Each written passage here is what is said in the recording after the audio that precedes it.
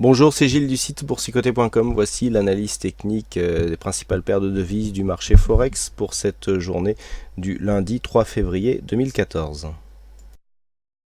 Avec donc pour commencer l'analyse technique de la paire de devises euro-dollar, avec donc cette phase de baisse ici qui était venue se stabiliser au-dessus de ce support. Alors dans l'analyse écrite, je vous donnais un point d'entrée possible à 1,3476 en direction des 1,3526. Donc quand on regarde ici le plus bas de cette bougie, eh bien on est à 1,3477. Donc effectivement la stratégie n'est pas exécutée à un pips près, donc un pip près. Donc là ici le support qui n'a pas été touché.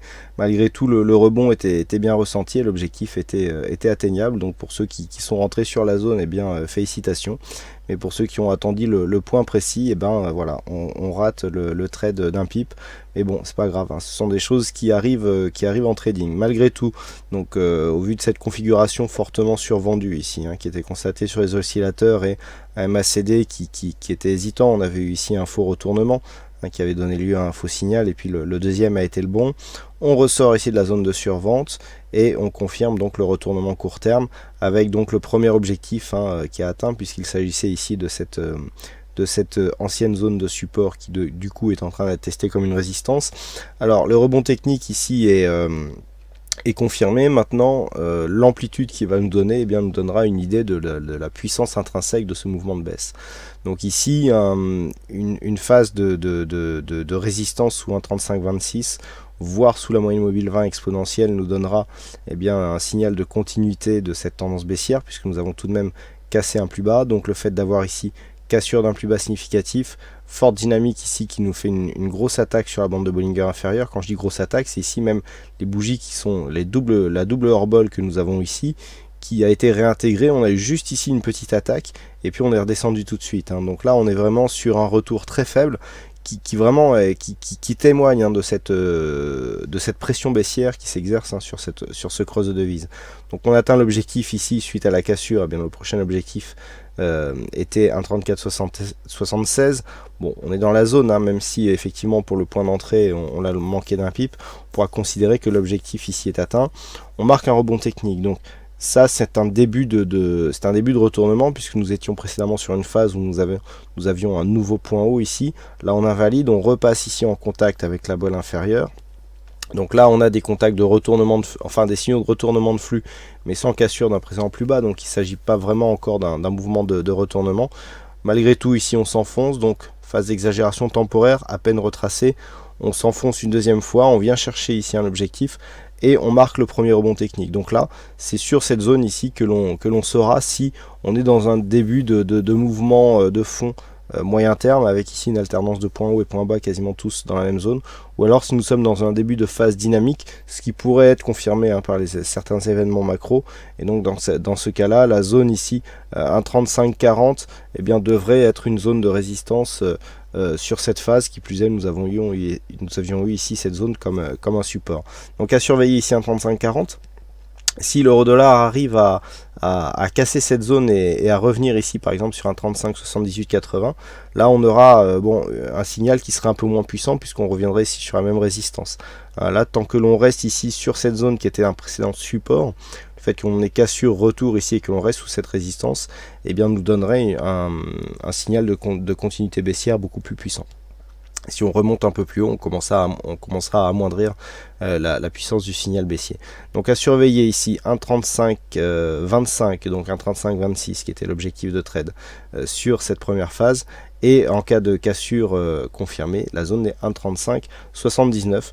Le biais baissier sera confirmé sur un dépassement baissier des 1,3476. Sur le câble, par contre, c'est le gros test. Nous avions ici une sortie, donc un mouvement de sortie dynamique qui était dans un premier temps été conscrit ici dans une zone horizontale, et puis on a légèrement cassé cette zone, on a imprimé une tendance légèrement haussière. Là on revient vraiment sur une zone de point bas significative dans un mouvement très puissant. Alors d'un point de vue court terme, on est en train de casser ici une zone de point bas qui était assez importante ici. Là je veux parler de la zone des 1,6308.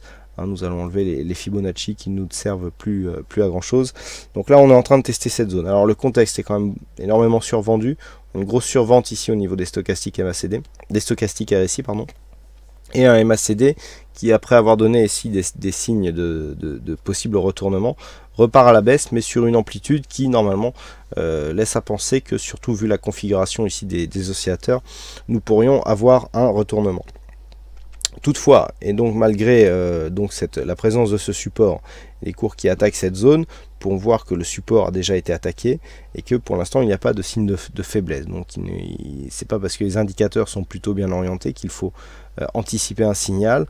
Donc pour l'instant il y a possibilité ici, on va rentrer dans une zone de rebond possible, mais le signal n'apparaît pas.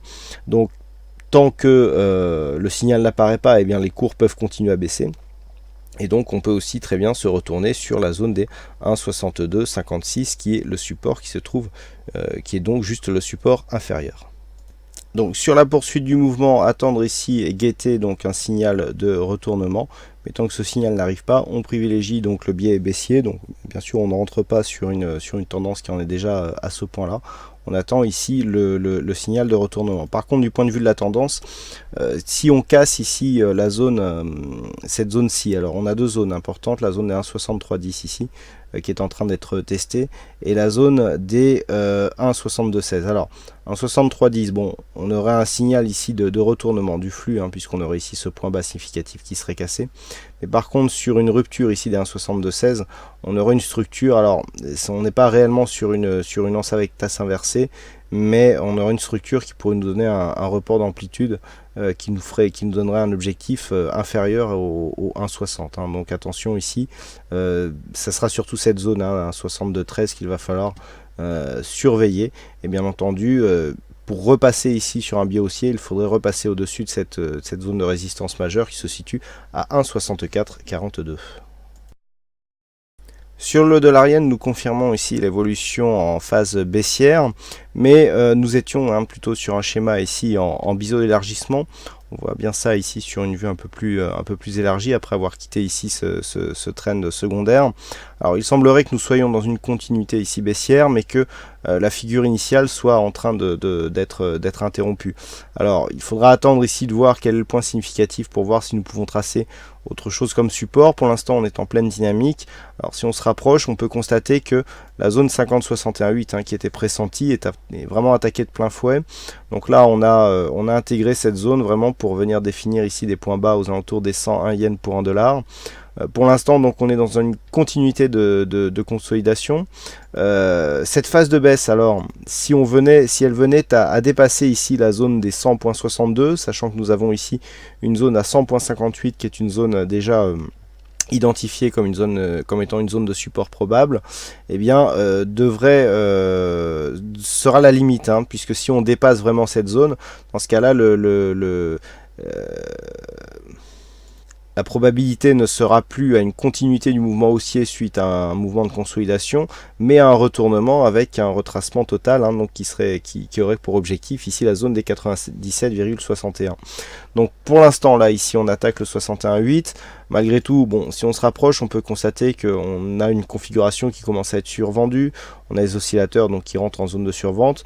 Même si le MACD est en pleine dynamique, on peut constater ici une hors-bol du point de vue ici de ce cross de devise en UT4 heures.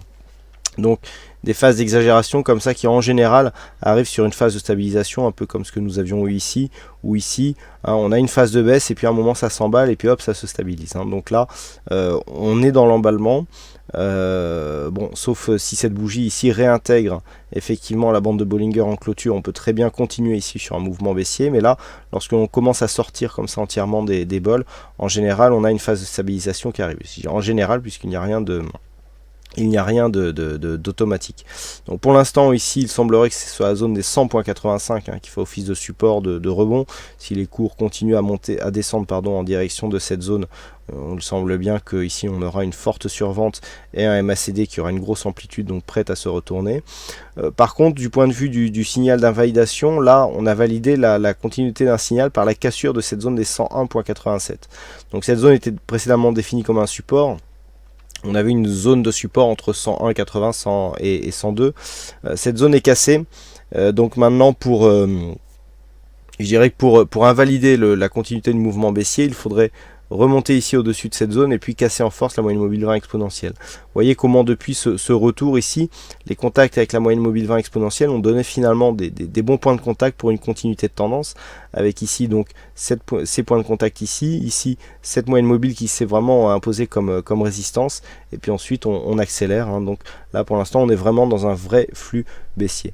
Donc objectif ici qui se situe à 100.85, et en cas de rebond ici au-delà des 102 yens pour $1, eh bien nous aurons un premier signal d'affaiblissement de cette phase baissière. Voilà donc ce que nous pouvons dire sur cette analyse technique des principales paires de devises du marché Forex. Il ne me reste plus qu'à vous souhaiter à toutes et à tous une bonne soirée, bonne chance dans vos prochains trades, et on se retrouve donc dès demain pour d'autres analyses techniques en vidéo. Bonsoir à tous.